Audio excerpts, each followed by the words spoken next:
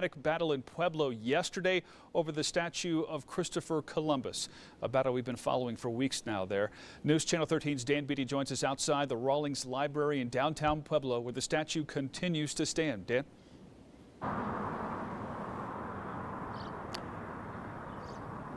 Bart, 2 men were arrested for trying to get through some of the police barricades here at the Christopher Columbus statue.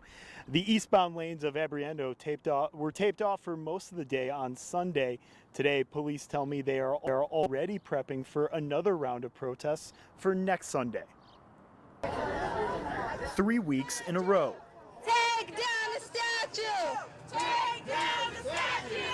Protesters gathered around the statue of Christopher Columbus in downtown Pueblo, vowing to continue until the statue they view as racist is brought down. What else can we do if the laws won't go the way the people want them? Not everyone at Sunday's protest want Columbus to come down, though. We don't need to destroy everything in this country. Shouting between both sides quickly escalated until police say they were forced to intervene. One gentleman was cutting the tape, and he did that several times, at least 3 times. And you know, the thing is, when you say, well, why was he cutting the tape? What he wanted to do is reduce that gap between the protesters and create more problems. That man being arrested there is from San Antonio, cited for interference and resisting arrest. The second arrest was a counter-protester from Pueblo, a 66-year-old cited for disorderly conduct. 24 police officers involved in that for 8 hours, and the street was closed, and I don't think much was accomplished by both sides being there. Pueblo's mayor, Nick Gradisar, says now is the time for open dialogue. Last week, the mayor sat down with several protesters in favor of removing the statue. One of the things they presented me with was a resolution that they propose be adopted by the city council to have the statue removed. That's certainly a possibility. Another possibility is that they initiate a citizen's petition to have the statue removed and have the voters vote on that.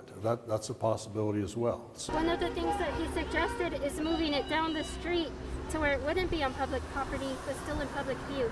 We were not for this. TZIAVII Stevens was one of the protesters that sat down with Mayor Gradisar last week to discuss the future of Pueblo's most controversial statue. Negotiated with the mayor is moving it to a museum to take away the tension, so it's in a setting where we could educate our children and tell them the man that he was.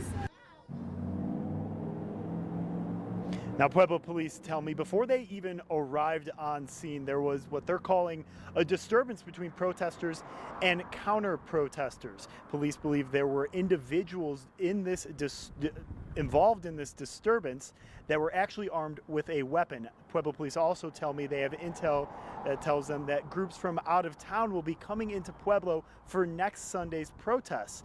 And they believe these groups don't really care whether or not the statue stays or goes or stays, but they just want to cause trouble. Reporting live in Pueblo, Dan BEEDIE, KRDO, News Channel 13.